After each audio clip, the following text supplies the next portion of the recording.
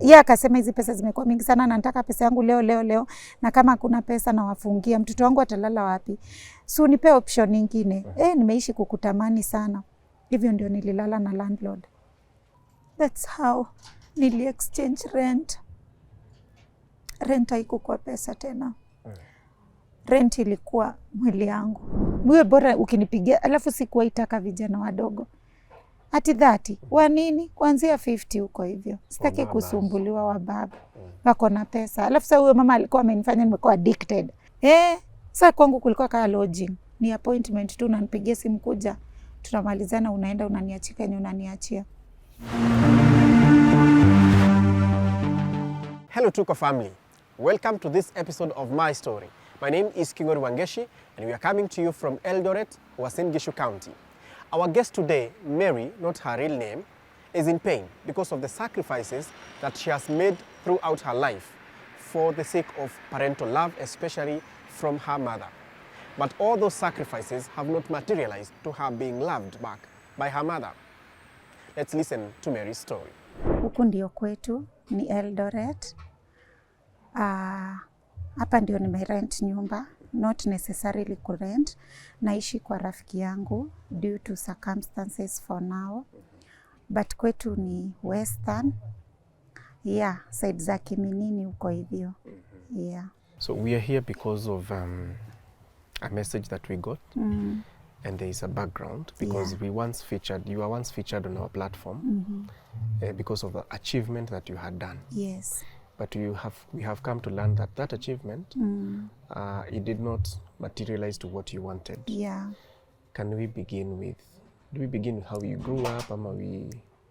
Yes. Nimezaliwa kwa familia ya watoto 6. Mmoja alikufa. Poleni.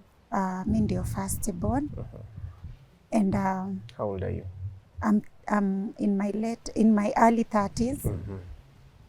And mimi ni mama ya watoto wawili. Nimesomea primary Western, nimesomea secondary Western. Na nikapita vizuri sana. And before ni join shule, mamangu alinizaa akiwa mdogo sana na ikabidi arudi shule. So aliniacha under the care of my grandmom. My grandmom akanilea, mamangu akiwa shule, akamaliza na akakuja nyumbani. So akakaa kidogo, nikakuwa mkubwa. And then akakuwa married again to my stepdad whom I love so much. And may God keep him for me. Amweke tu maisha marefu, siku moja nitamfanyia kitu kimoja kizuri cha kumwambia asante because he has been there for me. Yes. So mamangu akaolewa, akaniacha na grandmother wangu. Akakaa 1 year, akakuja akanichukua. Akakaa 2 years, akakuja akanichukua. I remember nilikuwa class 3 hivi. So venye nilienda huko, I don't know ni climate ama ni nini, nikawa mgonjwa sana. Na yeye naye alikuwa amepata kibarua mahali. So alikuwa anaendaga asubuhi, ananiacha. Nilishikwa na upele. Hii upele ilikuwa imeturn to vidonda. So I couldn't walk juu ilikuwa imenishika miguu chini na mikono. So alikuwa ananianika asubuhi, ananitoa nje, ananianika. Anaenda kibarua zake, anarudi. Sasa saizi ndio na realize kwa nini hakukuwa anaenda na mimi. So those are the questions na saizi ndio nimeanza kujiuliza. So anaenda ananiacha hapo mpaka amalize kazi ndio akuje.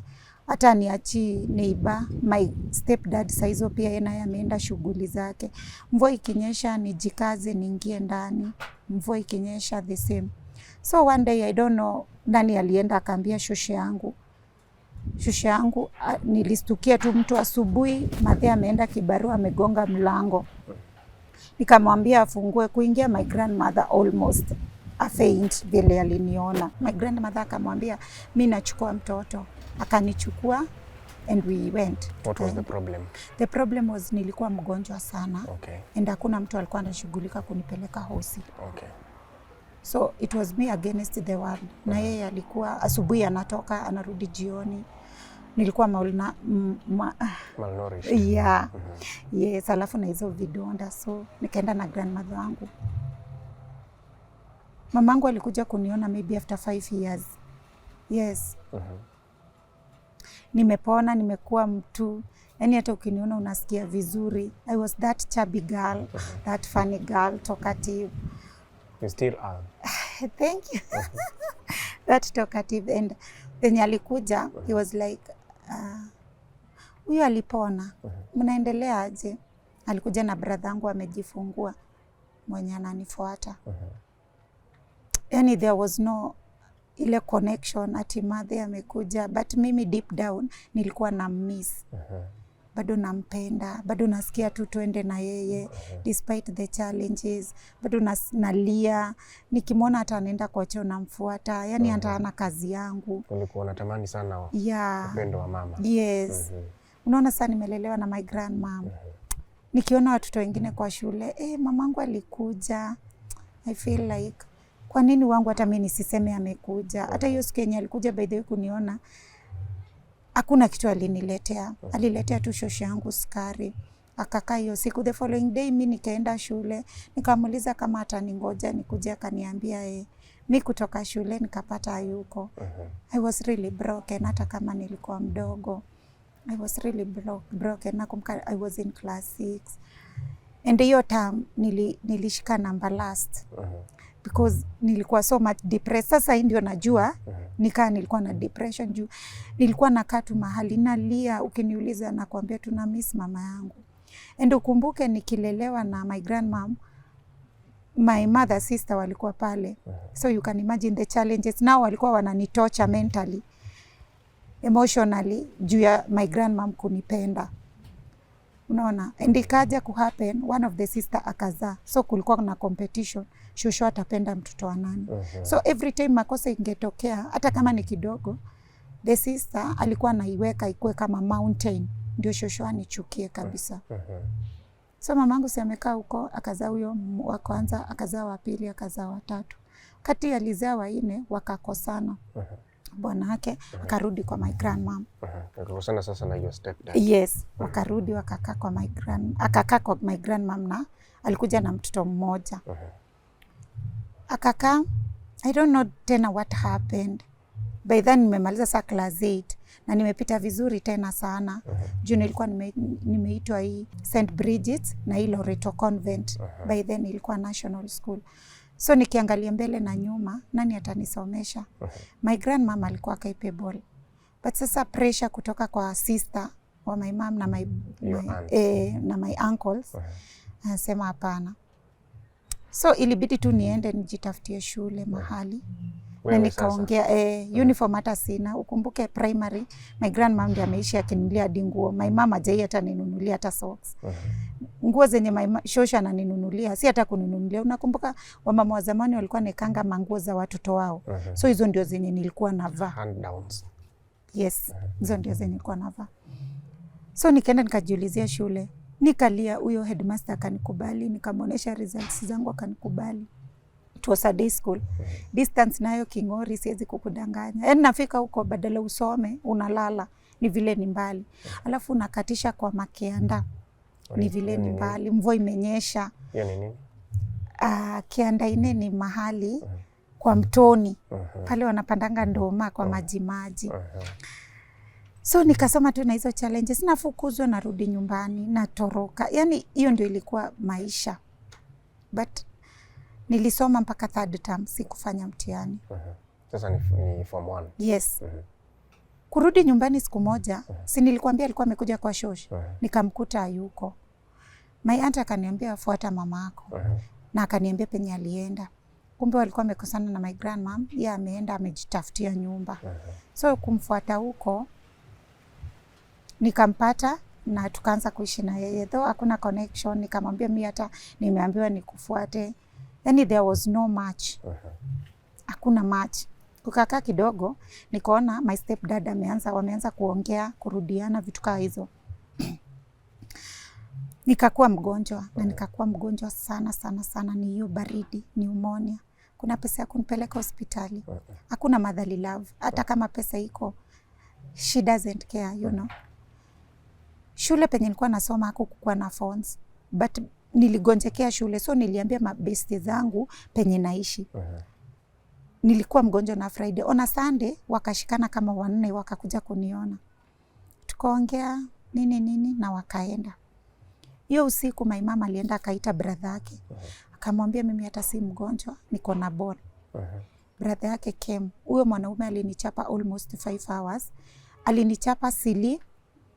Nililia nikanyamaza. Ni kama sasa tu nichape venye unataka.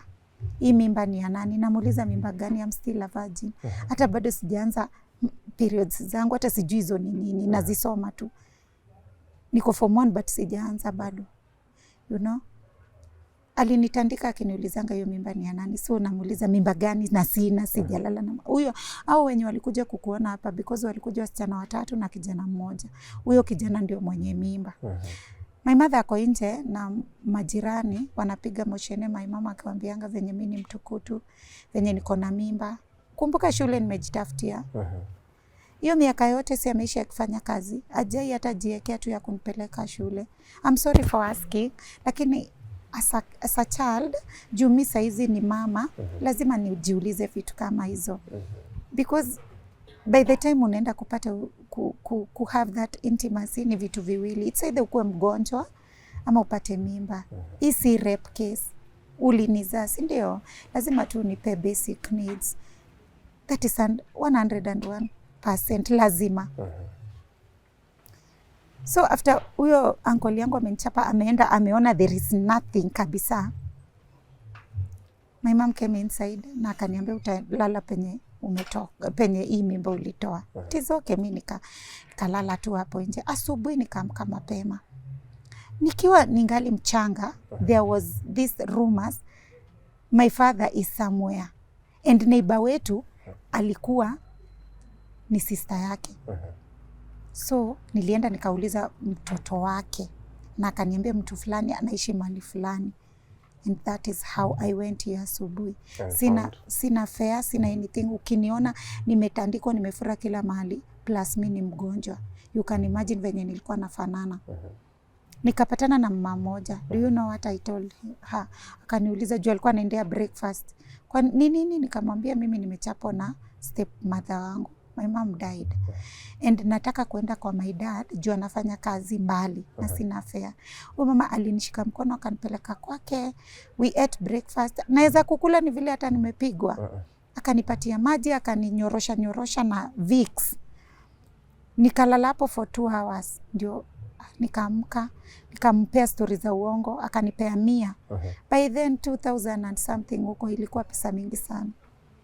Kanipeleka hadi stage, aka make sure place nimetaja conductor anajua. Conductor akanipeleka kufika hiyo stage, kushuka nikapewa change ya 20 bob. Kuulizia bodaboda, kukuwa na motorbike, bodaboda za baiskeli, wakaniambia si hapa, utapanda gari 10 bob mpaka mahali fulani. Nikaenda nikaulizia hiyo boma, nikafika, nikapata huyo shosho. Akaniambia wewe ni mtu fulani, nikamwambia Mary, umekuja I hope ujakuja na mama yako. Juu mama siwezi mtaka hapa hivi. So sikutaka kufuatilia mambo za huko juu. Mimi nilikuwa tu nimekuja na lengo, nataka kusoma. Na kuona baba yangu at least aniponeshe hizi vidonda. Nikaenda, kanionesha, nikampata. Ukiniona na uone huyo mbaba hata uwezi uliza. Tunafanana sana. Akanikaribisha. My step mama akuwa na lingine pia akanikaribisha, nikamuelezea, nikamwambia nataka kusoma. Akaniambia niende certificates zangu za primary, nikaziendea, hata sasa hii ndio ako nazo, kaziendea Western, na nikarudi na nikampatia. December ikafika, treatment ilikuwa fair, acha tu niseme juu unajua tu kwa step mom. Yes, it was a bit harsh, but sasa ungefanya. Nimekuja kusoma. By the way, nataka kusoma kabisa. Juu nilikuwa naishi kusema nitakuwa daktari. Hiyo tu ndio nilikuwa nafikiriaga kwa kichwa. So, Januari ikafika, nika admitiwa in a day school. Uko hivyo Narok, in a day school. And nikakubaliwa na nikaingia form 2. After interview, ukumbuke sikufanya mtihani ya form 1, but nilipita. Kaingia form 2. Sasa venye tu admission tu niliadmitiwa hivi na nikaanza shule. Sasa huyo ndio mama alinitolea vazi lake nijue whom she is. huyo mama alinitesa. Your stepmom now? Yes. Mimi hata kwa adui yangu siwezi mtakia mateso kama hayo. Because the distance hata yenye nilikuwa naenda form 1 ya huko Narok ilikuwa mara 2. Nitoke huko nikuje, alikuwa na watoto 3, niwafulie nguo, na penye tunaenda kutafuta maji ni mbali, niwafulie, mimi ndio nitapika, mimi ndio nitakamua, niende nifungue makondo huko chini, nifanye kila kitu. By the time nakuja ku revise ni saa 5. Nikulala nitalala, nita revise ama nitakula. Yani nimechoka, yani hata kitabu peke yake kushika siwezi. You are like a servant. Yes. Nikiamka ni saa 9, jogoo inalia, nililala hapo ati nilikuwa najaribu kusoma. You know? Hakuna siku niliaiambia huyo baba yangu sasa ati nateseka. Watoto naye kuniongelesha vibaya. Unasikia tu huyo mama akipita, ake mtu fulani, naomba tu Mungu nisiletewe ule wa kwanza. Kama mtoto amerudi, si wa kwanza nitaletewa. You know hizo vitu. But nilikuanga na spirits zangu zilikuanga ever high juu nilikuwa najua nimekuja kufanya. Na kama nimevumilia sijaipendwa na mwenye alinizaa. Sasa tu wewe hata ukinitesa ni sawa. Bora nasoma. School fees sikuwa ilipiwa, nilikuwa na survive na bursary. Na huyo mzee ako na shamba kubwa sana, hizo mang'ombe zote. Lakini zote si mama ndio kusema. So times zenye nilisoma for 3 years, naweza zihesabu. Zenye yani nilikaa hivi kwa darasa naweza zihesabu. Zenye nilifukuzwa ndio zilikuanga nyingi sana. But nilisoma na hiyo mateso yote. Na nilisoma na nikamaliza form 4. Na hiyo mateso yote nimeteseka. Nilisafa. Wacha tu nikwambie nilisafa. Kasoma nikamaliza. Mimi ndio ilifika mahali mpaka sasa hakuna wafanyikazi walikuwa kama 4, 2 wakaenda home, nika replace 2. Sasa mimi nikiwa mimi. Miaka mingapi hiyo? Miaka 3. All that long, hakuna siku hata siku mwenye aliwahi nizali haikuja kunitafuta. Hata hajaitaka kusikia jina yangu kwa masikio yake. So it's me against the world na with the help of God. But nilisoma tu. Kamaliza hiyo form 4. Kama leo the following day sasa ilikuwa ni kuamkia shamba, nikamwambia juu nimemiss nyumbani, wacha tu niende nyumbani hata wiki nitarudi. Hivyo ndiye alinitolea nguo zangu zote nje na akaniambia nisiwahi rudi. By then babangu alikuwa ameenda Nairobi. Remember all this while siambiangi baba yangu yenye napitia. But every time my dad akiniangalia na niuliza, na mbona una raha? Mbona mwili yako inapunguka? Mbona every time tu macho yako inaishingi tu kukua red? Unaumwa na macho. Even if niko mgonjwa singeisema, juu nani atanipeleka hosi? Unaona hata ile kangumu ati watoto wanakula kangumu shule. Nani angenibaia?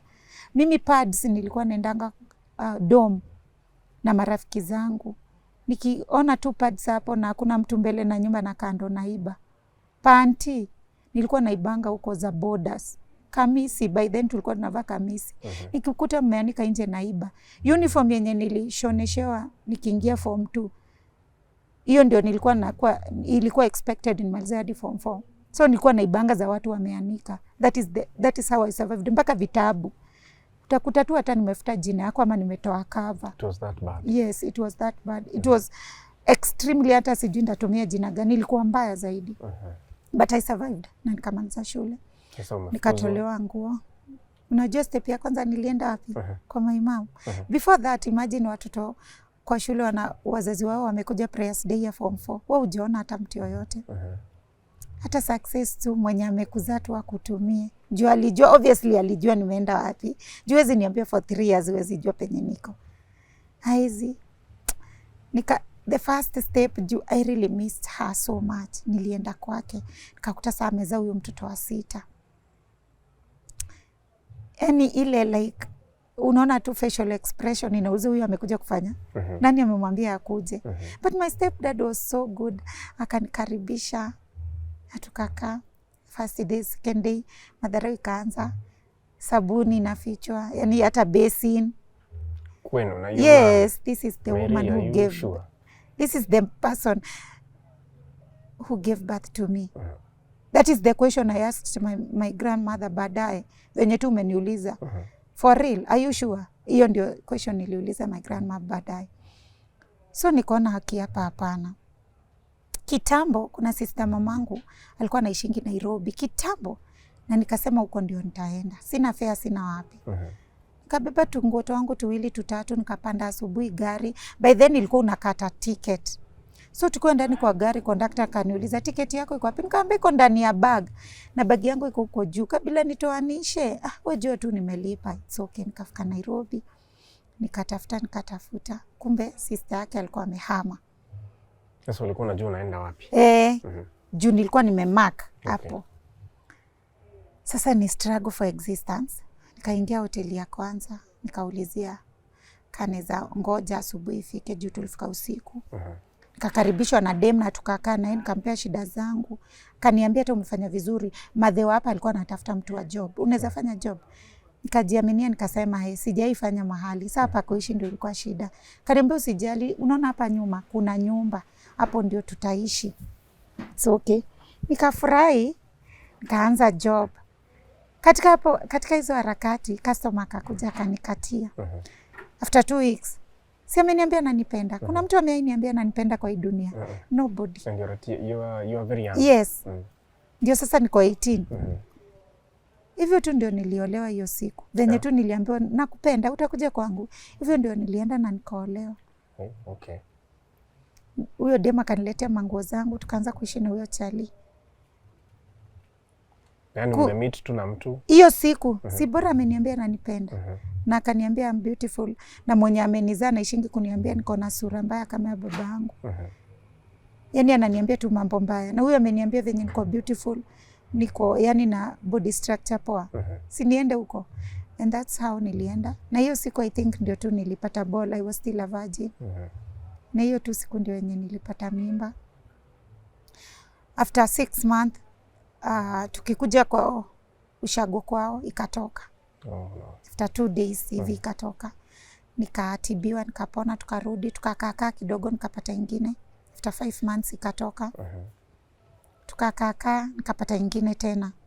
Sasa hiyo ndio niliwekwa total bed rest. Katolewa Nairobi. Nikapelekwa place ingine sasa kulazwa huko hivyo. So hiyo mimba ilinisumbua, nikazaa mtoto akakufa. So una imagine hasara nimepea huyu kijana. Anafikiria aje? Watu wako wanafikiria aje? All that long nimelala hosi. Hakuna mtu amekuja kuniona home. Na wakati niliolewa kijana ni wale watu wa tradition, ali make sure ametumana kwetu. According to our culture, Waluya culture, lazima nikikuja kwa kina msichana mwenye alinilea mwenye amenizaa maybe hajatolewa dawari, mwenye amenilea kama grandmother, lazima waende waseme huko. So bahasha yenye walileta mwenye alinizaa ndiye alikula. And that's how ilini affect, I think so, according to my grandmother venye alikuwa anasema. Alikuwa anauliza mbona ukuleta hiyo bahasha? Hata kama ni barua tu iliandikwa, mbona ukuleta mimi nifungue nikuambie unisome? You know, but that man mwenye alinioa aliniambia ndani yake alikuwa ameka 5,000. By then you can imagine 5,000 ilikuwa pesa ngapi? Ilikuwa mingi sana. But sasa alitumia, and that's why kulikuwa na hizo ma traditions unaziona zenye zitakuja tu kukusumbua baadaye. So hata nikilazo hospitali alikuwa anaijua. She came once.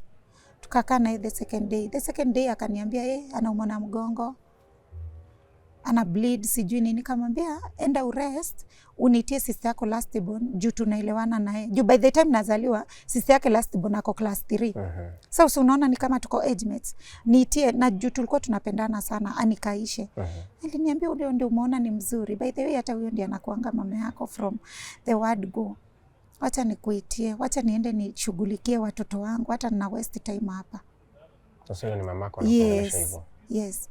Na akaenda. By then ukumbuke hata kuoga sijoga for almost 7 months. Juu ni total bed rest. Hadi kujigeuza unless huyo daktari akuja anigeuze. Juu I was really bleeding, damu inanitoka, but mtoto wako sawa. Yaani una miss tu hata hiyo hug. Huyo akusoothe tu akamwambia it will be okay. Hakuna. So sister yake akakuja tukakaa naye, nikazaa mtoto na akakufa. You can imagine the pain of losing 3 kids.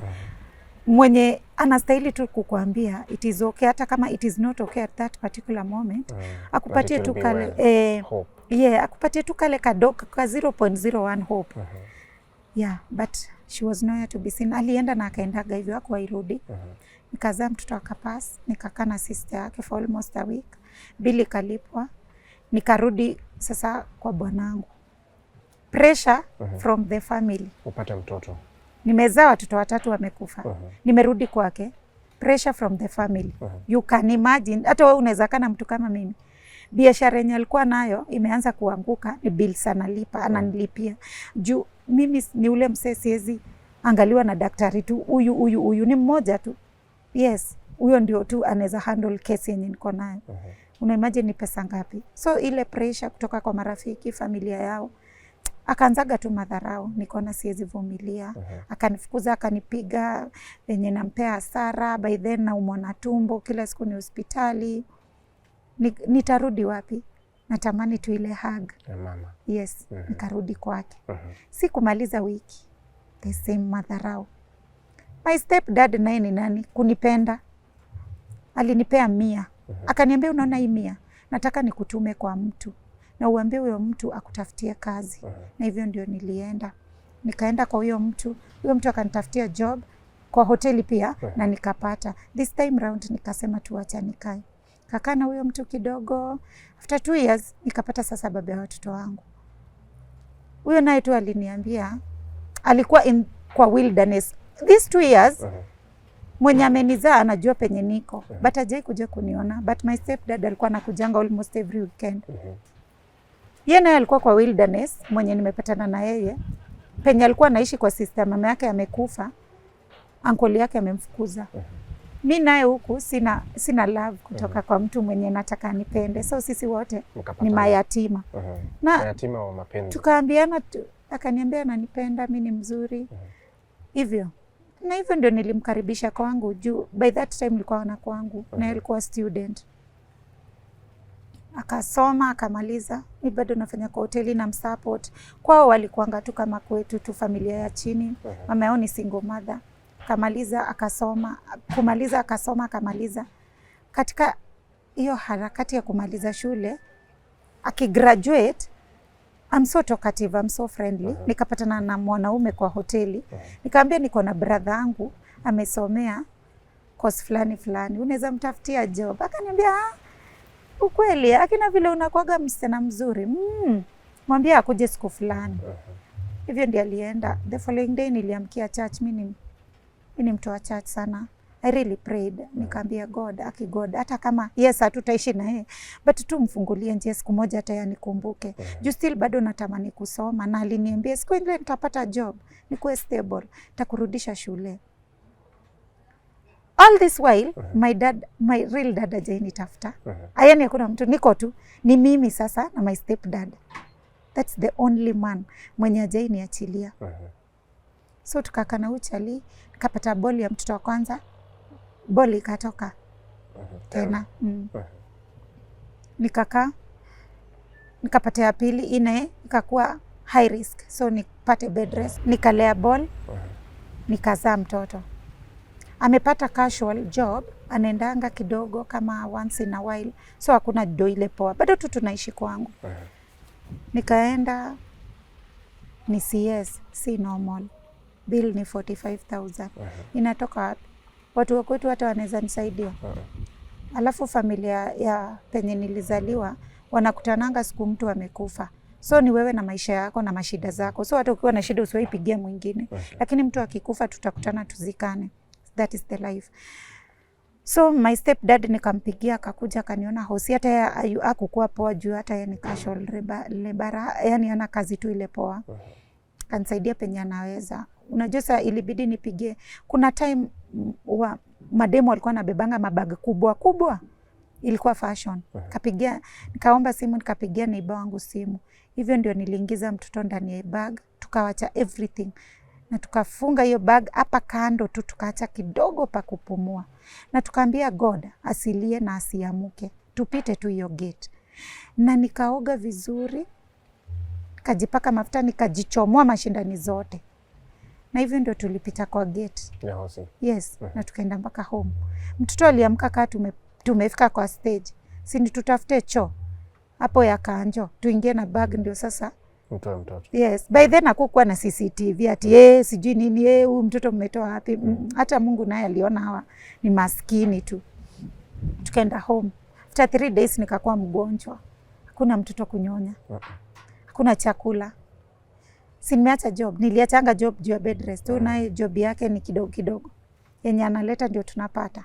Niko na CS. Nilitoroka hosi huko, nikirudi nitaambiwa aje. Tashikwa. Sasa ilibidi nitafutiwe daktari wa kienyeji. Huyo ndiye alikuwa ananitibu. But I thank God mtoto wangu saizi ni mkubwa sana. Sana sana. Tukakaa.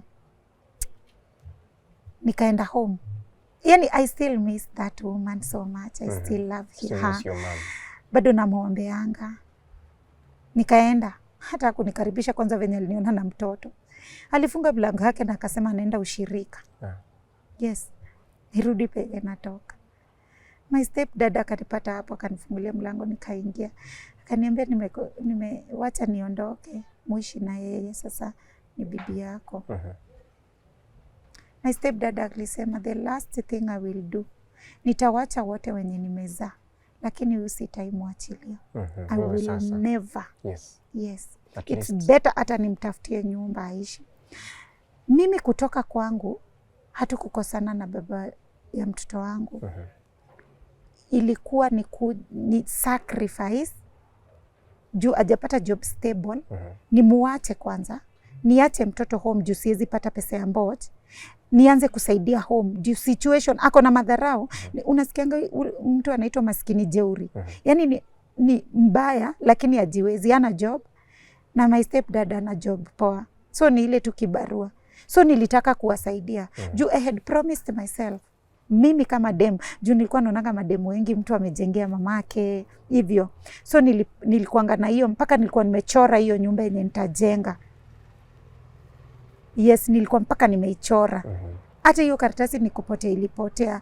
Hata sikupotea, ni kuitupa juu afterwards what happened. But niliishi na hiyo karatasi. And I was really working hard towards kujenga hiyo nyumba. Na nilikuwa naambia my step dad, iko siku imagine utakuwa unaogea ndani ya nyumba.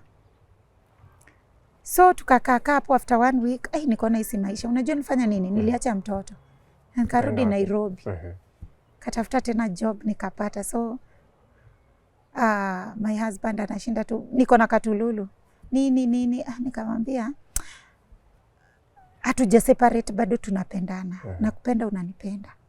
But kila mtu ako tu na Kenya anataka tu kwa hii maisha. Nimekuambia mimi nimetoka kwa familia haijiwezi, pia wewe. Unaona ile pesa unapata kidogo. Na sasa hivi niko poa, nimeacha mtoto home. Kila mtu asaidie kwao.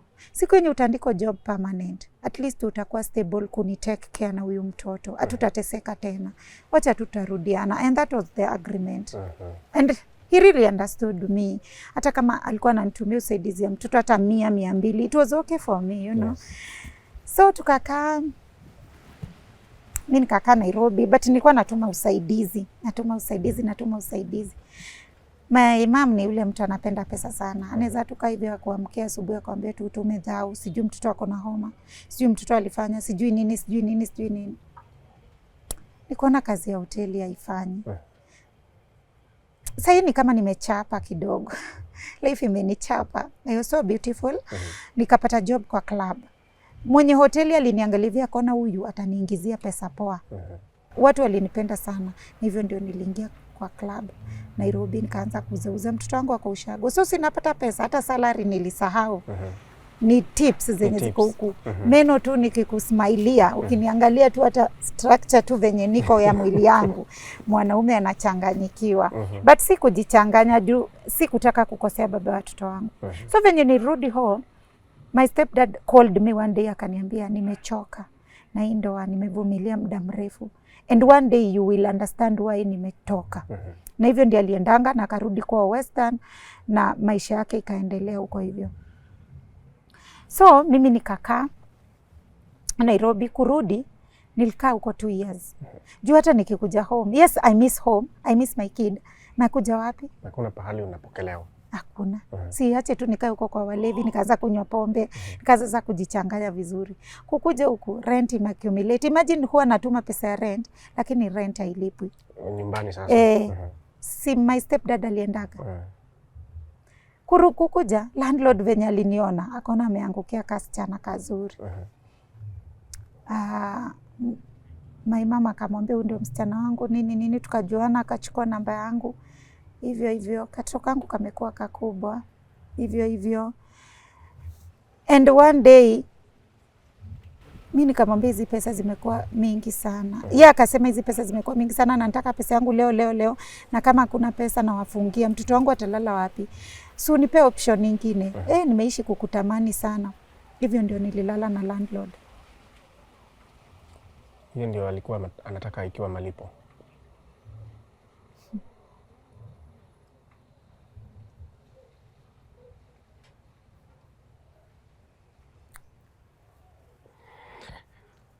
Pole Mary.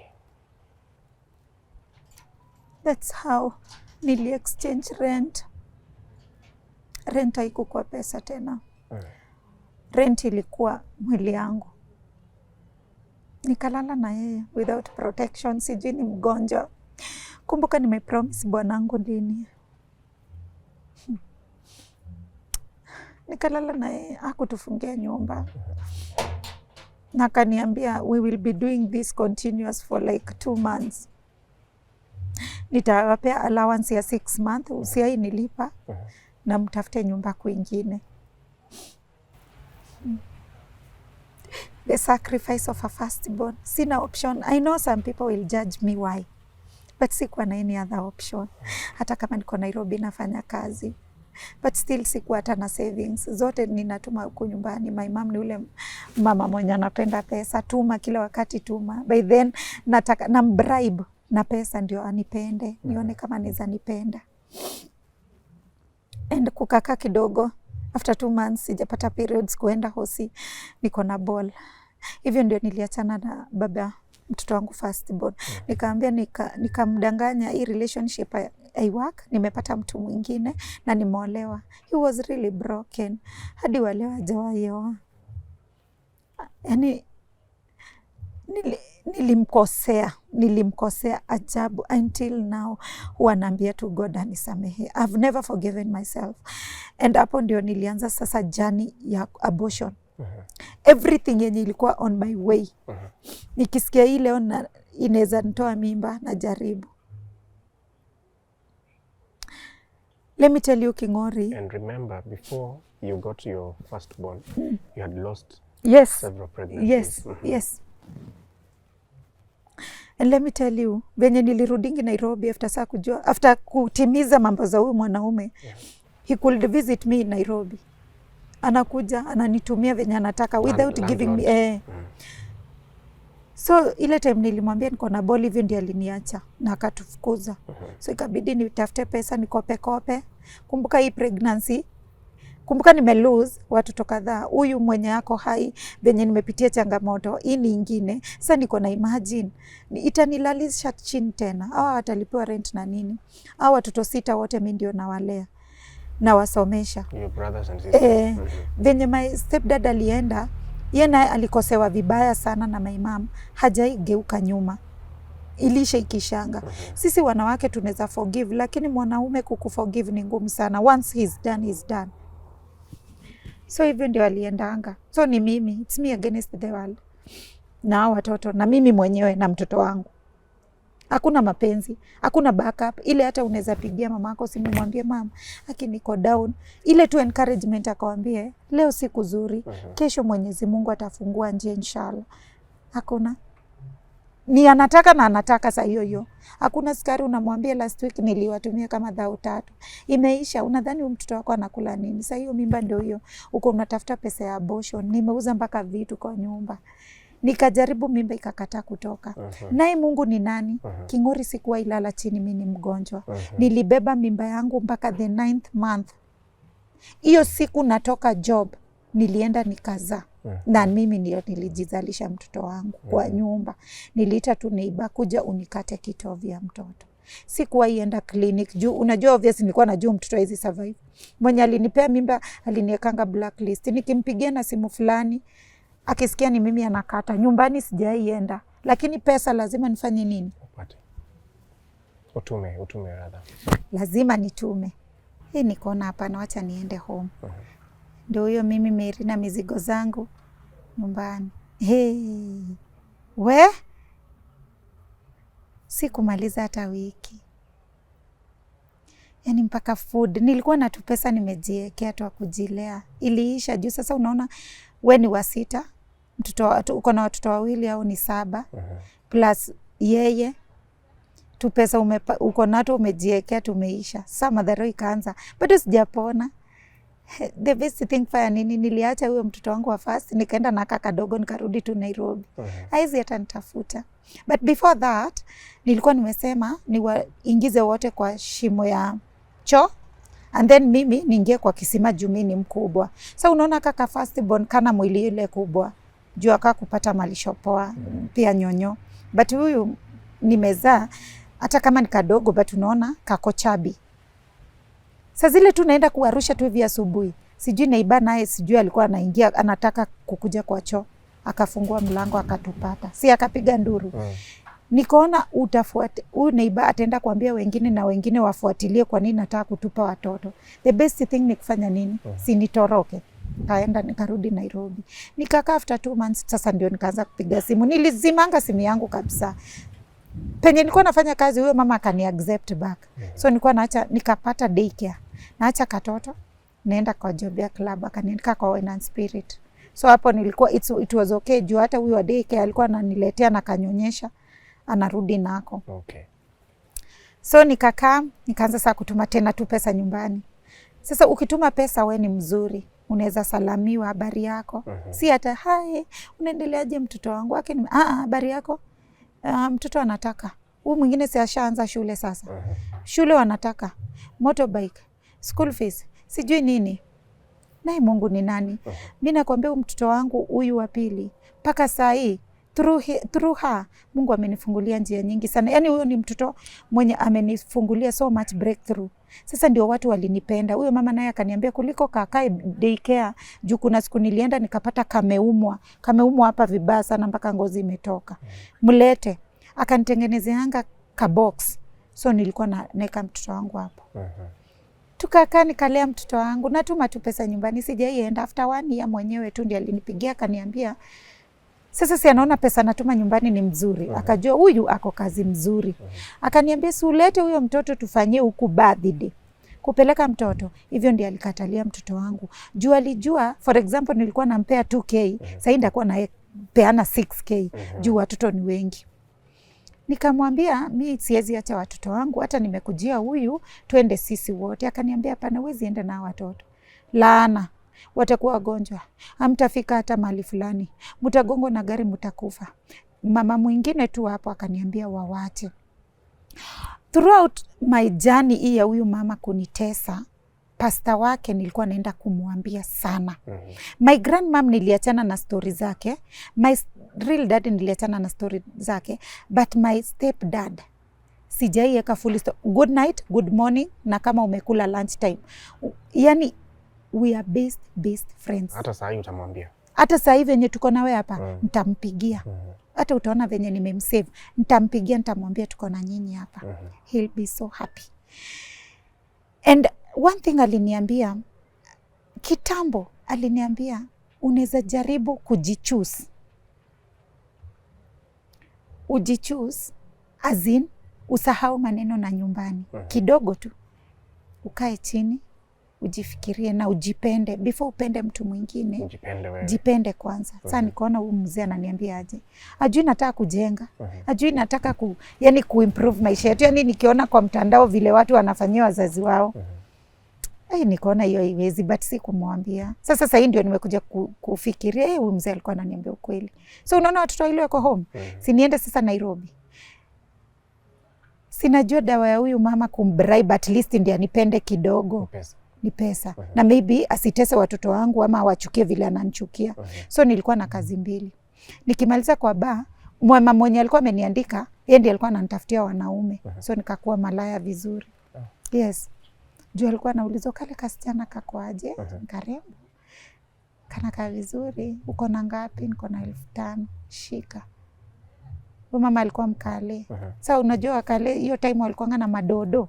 Mtu amevuna ngano muguka. Kwa vile anakutaka. Najua sasa nilikuwa nataka pesa ndio ni bribe. Huyu anipende na asionyeshe watoto wangu madharau. Wewe unaweza kata. Hebu jiweke kwa kiatu yangu. Uwezi, si ndio? So hivyo ndio nilikuwa nafanya. Nikitoka job unaona ni kwamba kama na wanaume 3 wameningoja. Yes, and they could pay well. Akimpea 5,000 unaona ananipea kama 3K. Anabaki na hizo zingine. Tips zenye nimepata. Na kesho asubuhi zote niko kwa M-Pesa, hata siwezi kula mandazi. Unatuma nyumbani. Yote hata kama ni 10,000 nimepata hiyo siku zote. Lakini hakuna siku nilienda home nikaambiwa tulinunulia mtoto wako hata slippers. Hakuna. Juu nilikuwa naendaga kwa soko nanunua bags 2 za huyu na za huyu. Naziweka kwa gari zinakuja. Every month. Na pesa ya club na hii ya umalaya. Nimefanya umalaya sana mimi. Hasa bado ukumbuke hawa wenye wako nyuma yangu 6 na walea. Nimewatoa mpaka public school. Pesa yani Mungu amenifungulia hata kama ni kazi chafu nafanya. Pesa ziko nimewaleta private. Wangu pia wameanza shule. Sikujagi home, juu nakuja kwa home kufanya. Nani atani welcome? So nalipa school fees vizuri, hakuna siku wameifukuzwa. Yani life ni poa. Nikawahamisha single walikuwa naishi, nikawapeleka 3 bedroom. Life ni poa. Tukakaa mwenye ananifuata akaingia form 1 nikamsomesha akamaliza. Mwenye anamfuata ni werevu sana, akamuita national school. Mangu ikasemekana huko hawezi enda, yeye mwenyewe akajichagulia. Nikamwambia unaona huko ndio ndakupeleka. By then nimepata mwanaume mwingine mkale, alikuanga mtu wa gava. So yeye ndio amenisaidia mpaka admission, amenilipia fee ya mwaka mzima. Niko kama na 3. Kuna wakulipia mother rent, kuna wakutuma pesa, kuna wakulipa fee. Niko kama na 30 ama 50. Ni wengi tu sana. Nilikuwa na schedule. I don't care. Wewe bora ukinipigia, alafu sikuwaitaka vijana wadogo. Ati 30. Wa nini? Kuanzia 50 huko hivyo. Sitaki kusumbuliwa wa baba. Wako na pesa. Alafu sasa huyo mama alikuwa amenifanya nimekuwa addicted. Unaona? Na watu wako na pesa. So hata ikafika mahali akaniambia, si uache tu kazi ya baa, watu watakuweka. Hata mimi nilipata bwana wangu hapa. Angalia saa hii naishi Karen. Hata kuja Karen na karipianga mpaka ka SQ. Sasa kwangu kulikuwa kama lodging. Ni appointment tu, unanipigia simu kuja. Tunamalizana, unaenda unaniachia yenye unaniachia. Na wacha nikwambie na nisemee hapa. Wazazi wenye tumeachia watoto nyumbani ama wenye tujaacha nyumbani watoto na tuko kazi masehemu mbalimbali. Mzazi make sure umeenda kuangalia mtoto wako. Make sure unajua mtoto wako anafanya nini. Sidhani kama kuna mzazi anaweza kaa tu hivi chini in real sense ati anaishingi kukula tu pesa tu za kazi yenye mimi nilikuwa nafanya. Juu kuna mama alikuwa anasema kwa interview fulani alikuwa anafanya hiyo tu malaya. Akitumia mama yake 10,000, mama yake anamwambia Mungu akubariki na kazi yako iendelee. Hiyo siku ndiyo atapata client hata 20, wanaume 20. You know, ni vizuri kuendanga kuona watoto wako wanafanya kazi gani. It doesn't matter ni kijana ni msichana. Yes. Enda tu uone. Enda tu hata ulale huko. Angalia hata penye anaishi. Ni vizuri sana. So mimi nimekaa nikalea watoto.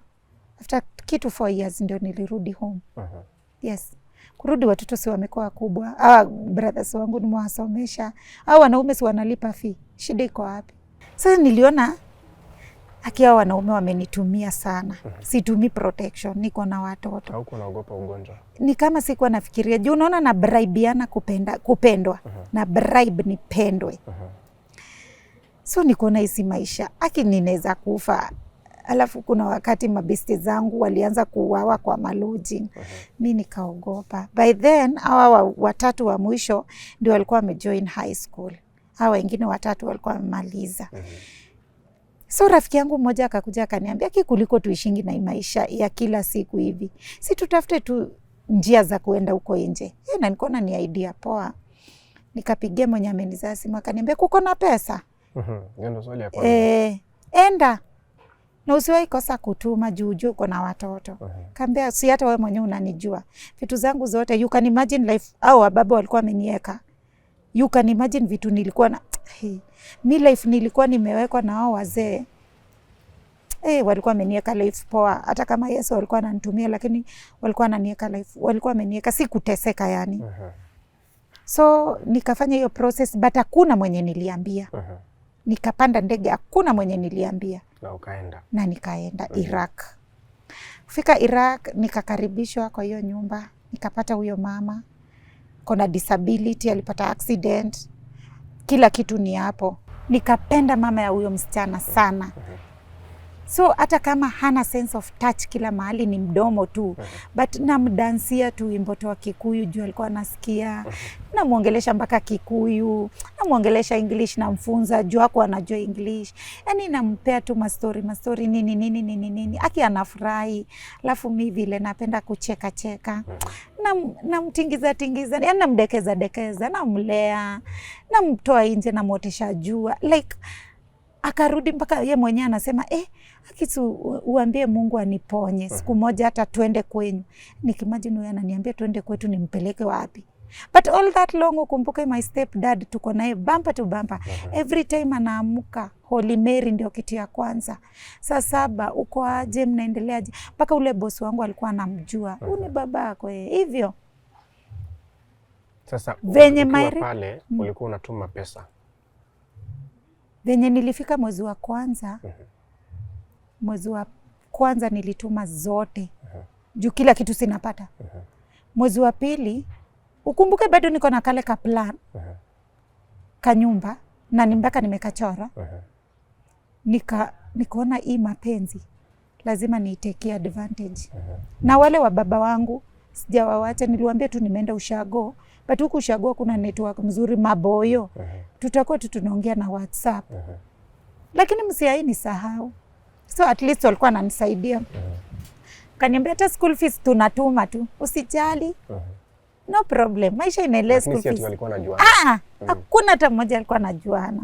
Si wako busy na maukulima sasa saa hiyo. Wako ushago. Sasa mimi ndio niko town. Sasa mwezi wa pili nikaona hii mapenzi yenye huyu mama na watoto wake wananipenda, na mwezi wa tatu nitaitekea advantage.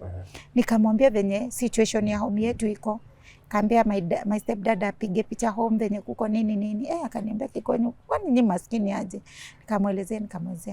Akaniambia kitu tutafanya, mimi nitakuwa nakupea overtime, niambie sister yangu na brother yangu na huku kwetu. Na in case hata nikisikia beshte yangu, ndakuwa nakuambia unaenda huko, unalipwa. Na wako haini nyang'anya. Alafu nikamwambia unaweza nipea loan hata kama ni 1 year. Akaniambia nimpromise na nishike Qur'an. Sitaitoroka. Juu ukitoroka unajua pesa ni poa kuliko ya ndani. Nikamwambia huku sana natoroka Iraq najua nani. Sasa hivyo ndio alinitrust. Akanipea loan ya 1 full year. Sasa na overtime na 2 tips, wakikuta mameo ni msafi ananukia vizuri, nimemuosha na muotesha hapo nje, anipea 50, 100, 200. Nikasanya. After 6 months nimesanya yani utu 2 tips na 2 overtime. But every month ukumbuke natuma pesa. Maboyo nayo wananisaidia. Sijui mmoja alijua aje, siku moja alinipigia simu wako Nairobi kukuje place nilikuwa nakaa. Akaambia huyo aliendanga, alipanda ndege akaenda ng'ambo. Wa pili, wa tatu, wa nne ni kama hata walichoka wakaniachilia. So ni mimi na familia yangu. So after 6 months nikapigia madhe simu nikamtumia do. So nikamtumia hiyo pesa akanunua mahali. Na nikamwambia sasa tunataka kujenga. But request yangu nataka babangu akuje ajenge hiyo nyumba. Ndio watoto juu nilifikiria watoto siku moja wasiseme kwa nini ukutaka baba yetu akue involved na vile mnapendana. So akakubali. But sasa kidogo wakaanza tena kutukanana juu aliona niko na tu pesa. Anaona ni kama napea stepdad wangu pesa. Nyumba ikajengwa na ikaisha. After 2 years nikakuja. Kukuja ile una expect hata hug. Ni zile tu habari yako. Watoto wangu tu ndio walinisalamia. Au wengine sasa by then walikuwa sawa wamemaliza shule. Au watatu wamemaliza. Watoto wangu tu ndio walinihug, wakanifurahia. Huyo mama akanipeaga chain. Nipeanga necklace za gold. Yani tu kuniambia asante, nimewalelea watoto wao. Juu nilikuwa najua nikifikisha hapa nikiuza nafanyia kitu ya maana. Hata kama sitarudi huko, juu bado tu nafikirianga kusoma. Sijazeeka, si ndio King'ori? Kabisa. You're very young. Na nikasema nitarudi shule. So nilikuwa nataka niziuze na nirudi shule nifanye hiyo caregiving. Ndio hata nikipata job kwingine niko na certificate. Juu unajua hata saa hizi nikitaka nime caregive ule mama. Sasa hii nikiapply kazi mahali pengine nitasema kweli na mdomo. Si lazima niko na certificate. So venye nilikuja hakuna hiyo reception, ni madharau. Hiyo necklaces zangu wakaiba, kuuliza, ni matusi, nikawakumbusha mambo yote nimefanya. The only pain na kuanga nayo mpaka sasa ni ati huyo mama aliniuliza, nilikulazimisha? My brothers nikawaambia, mnakumbuka niliwasomesha. Juu mpaka waliniambia hata wanachukuanga, watoto wangu waliniambia hata wanachukuanga manguo wanauza. My step brothers waliniuliza, tulikulazimisha? Ziende ziko huko shule. Hata tujachukua certificate. Imagine, ebu angalia hiyo jani yangu yote, au wanaume venye wamenitumia, nimezaa mpaka na landlord for the sake of their happiness, sacrifice everything, yani everything in me wafurahi, but hayo ndio malipo. It is okay, no problem.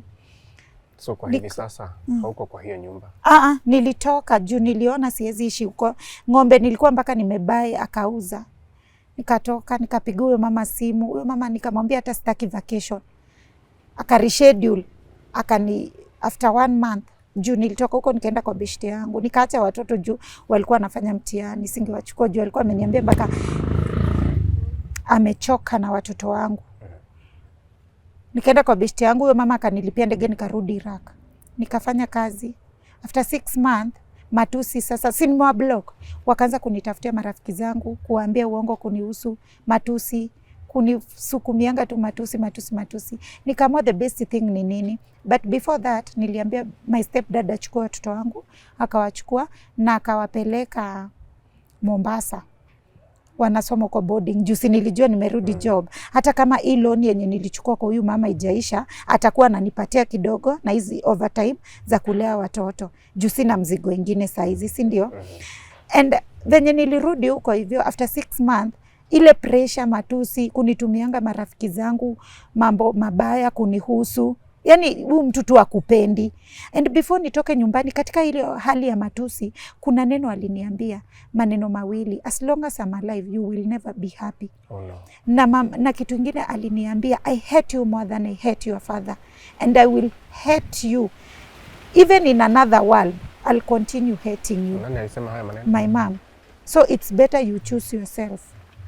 Unajua nasemea wapi? Kwangu. Ile nyumba ulijenga? Yes. Yani sasa nikikupeleka hiyo nyumba furnishing peke yake ili ni cost over 100 and something. Vitu ziko tu kwa hiyo nyumba peke yake. Yani nilitaka everything new. So hizo za kitambo nisema peani. Anasemea kwangu, aliniambia mambo mawili. He hates me, she hates me more than she hates my father. And in another world pia atani hate hivyo. And that's how I called my grandma. My grandma nikamuza, yeye ndiye aliniza. My grandma akaniambia yeye, but mimi ndio mama yako. In everything you do, jua mimi ndio mama yako. So nikaona gai, mtu mwenye nimefanya hizi vitu zote, hivi ndio anaweza nifanya. And that's how nilimeza pesticide. So driver kukuja kuitana kitchen, akapata natoa ile pofu. Ndio baadaye alikuja kuniambia. So niliamka after 3 days hosi. Nikatibiwa after 1 month, nikarudi home. Last year mwezi wa 6, nikakaa Iraq. Hakuna sasa job, mwili yangu imekuwa weak. Takuonesha hizo picha. Mwili yangu imekuwa weak, sifanyi kazi, niko tu. Yani hata ile mapenzi kwa huyu mama, ni kama shetani tu alichukua picha huyu amenizaa, akaeka kwa huyu mama. So nikaona, sasa huyu ni kama tu mama ule. Nimesacrifice hivyo yote. Ananifanyia hivi. Sasa hata huyu msichana tu akasema tu, ninakulipa na ufanyi kazi. Uko tu, kazi ni kulia. Alafu unajua kuna siri zingine huwezi sema. Mwarabu tu ni ule ule. Hata ataanza tu kukudharau juu hata kwenye upendwi. My stepdad has been there for me. Amesimama na mimi mpaka saizi. Nilirudi. Niko na some few weeks. Chatu niseme hivyo. Utarudi Iraq? Sijui. Juu venye nimekuja kwanza, I need to heal. Hata wewe nikikupigia nilikwambia I need a hug. You'll get it. And bishop wetu venye nilimpigia before a pass, aliniambia kitu yoyote unaweza beba kwa hiyo boma, beba na usiwahi rudi huko. I've been seeing you suffering. Usiwahi rudi kwa hiyo boma ya huyo mama. Hata kama ni mama yako, choose yourself, love yourself.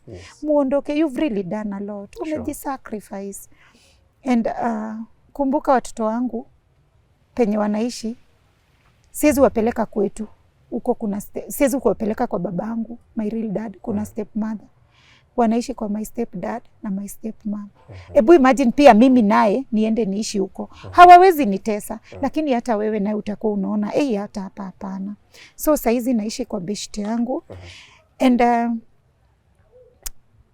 hata kama si uko comfortable, but at least napata ile peace of mind. My stepdad has been there. He has been so supportive. Pesa kidogo nilikuja nayo. Nilikuambia watoto wangu wako boarding. Juu nilikuwa najua nitafanya kazi na niwale. Niliwalipia fee. Nilikuwa na balance ya last year. Nikawalipia na this time yote nimelipa. CBC unajua vile ni expensive. And I thank God for that. Now, Mary, unaweza fanya kazi gani? Because kuna mtu anatazama pale na amesikia story yako na your journey. They would want to support you in giving you an opportunity. Ufanye kazi so that umalize kulea watoto wako. What can you do? Kingori saizi kenye mimi naweza kukuambia, that's why unaona nime remain unknown, but someday nitakuja kujiunveil. Siwezi taka mtoto wangu watu wampelekee story ati mama yako alilala na wewe ni product ya kulipa rent. You know, itamtocha mentally. Mama yako alikuwa malaya, siwezi taka, you know. Alafu siwezi taka familia isikie hii story yangu na nimeishi kuinyamazia. And my mom is so toxic, manipulative, he's so evil. Akijua wewe ni rafiki yangu, atakuja kukupatia mambo zangu mabaya, ndio nisikuje kukuambia yenye ananipitishia. So sina urafiki. Kenye naweza taka tu saizi, mtu mwenye anaweza tu nisaidia tu for the remaining hii mwaka this time sina deni balance yoyote shule hata kidogo, sina hata kidogo. Kenye tu naweza omba mtu, juu nilitoka huko sina chochote, juu naona huyo mama ameishi kunilipia hospitali hizo miezi 6. Mtu tu anisaidie tu kunilipia tu fee ya second term na third term yao watoto wangu wawili. Mimi si kiwete, naweza fanya kazi. The second thing, mtu mwenye tu ananisikiza na anaweza taka kunisaidia, naweza tu taka anisaidie, anipeleke tu shule ya kufanya caregiving, ECNA, assistant nursing, ni 3 months. Juu hata hiyo tu ndio nilikuwa nafikirianga. At least nikifanya hiyo 3 months nipate hiyo certificate. Unajua naweza apply hata tu tena nirudi hiyo Iraq.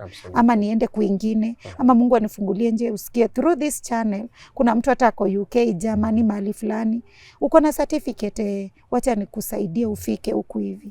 That is the only thing naweza omba. And again, please one second. And again, naweza taka tu mtu mwenye anaweza tu ni hug. Yani I really need so many hugs.